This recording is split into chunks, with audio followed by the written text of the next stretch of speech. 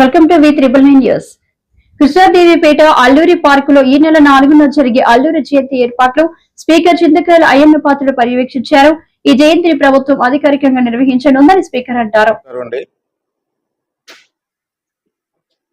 ఈ నెల 4వ తారీఖున అంటే జూలై 4వ తారీఖున విప్లవ వీరుడు మన అందరికీ ఆరాధ్య దైవం లేటువంటి అల్లూరి సీతారామరాజు గారి 128వ జయంతి వేడుకల్ని ప్రభుత్వ పరంగా చేయడం కోసం మన ముఖ్యమంత్రి చంద్రబాబు నాయుడు గారు నిర్ణయం తీసుకోవడం జరిగింది. అంచేత మనందరం కలిసి 4వ తారీఖున మన కృష్ణదేవిపేట గ్రామంలో అల్లూరి సీతారామరాజు గారి పార్కులో అతని జయంతి కార్యక్రమాన్ని ఘనంగా చేయాలని చెప్పి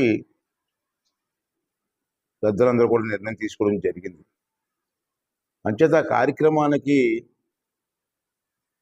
మన ప్రాంతంలో ఉన్నటువంటి అల్లూరి సీతారామరాజు గారి అభిమానులు, పెద్దలు, అందరి పార్టీ నాయకులు కూడా వచ్చి ఆ కార్యక్రమాన్ని విజయవంతం చేయవలసిందిగా నేను మనస్ఫూర్తిగా కోరుకుంటున్నాను. అందరూ రండి, మన అభిమాన విప్లవ వీరుడు అల్లూరి సీతారామరాజు గారి జయంతిని ఘనంగా చేసుకుందాం. అందరూ ఉదయం 10 గంటలకే వచ్చి ఆ కార్యక్రమం అయ్యే వరకు ఉండి ఆ కార్యక్రమాన్ని విజయవంతం చేయవలసిందిగా కోరుకుంటున్నాను. అలాగే మన ప్రాంతంలో ఉండే అధికారులు కూడా, అన్ని డిపార్ట్మెంట్ తాలూకు అధికారులు కూడా వచ్చి మీరు కూడా పార్టిసిపేట్ చేసి ఈ కార్యక్రమాన్ని విజయవంతం చేయవలసిందిగా కోరుతున్నాను.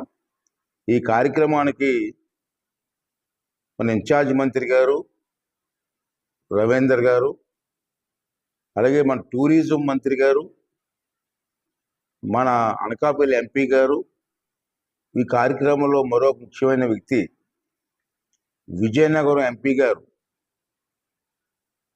అప్పలనాయుడు గారు, కలిశెట్టి అప్పలనాయుడు గారు అని ఆ ప్రాంత ఎంపీ గారు, వారిని కూడా నేను ఇన్వైట్ చేశాను. ఎందుకంటే వారు నేను అడగకపోయినా అల్లూరి సీతారామరాజు గారి పార్క్కి తన ఎంపీ నిధుల నుంచి 10 లక్షల రూపాయలు ఇవ్వడం జరిగింది ఈ పార్క్ డెవలప్మెంట్ కోసం. అసలు నేను అప్పుడు అడగలేదు అతనే ఢిల్లీలో ఒక రోజు కల్పించి అయ్యన్న పాత్రుడు గారు మీరు ఆ పార్క్ డెవలప్ చేస్తారని తెలిసింది, నేను 10 లక్షల రూపాయలు ఇస్తానని చెప్పి వెంటనే పంపించారు.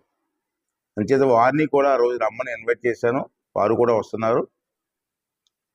కలెక్టర్ గారు, ఎస్పీ గారు, మిగతా నాయకులందరూ కూడా వస్తున్నారు. కాబట్టి అందరూ పార్టిసిపేట్ చేసి మీ సహకారం అందించి ఈ కార్యక్రమం విజయవంతం చేయవలసిందిగా కోరుకుంటున్నామండి.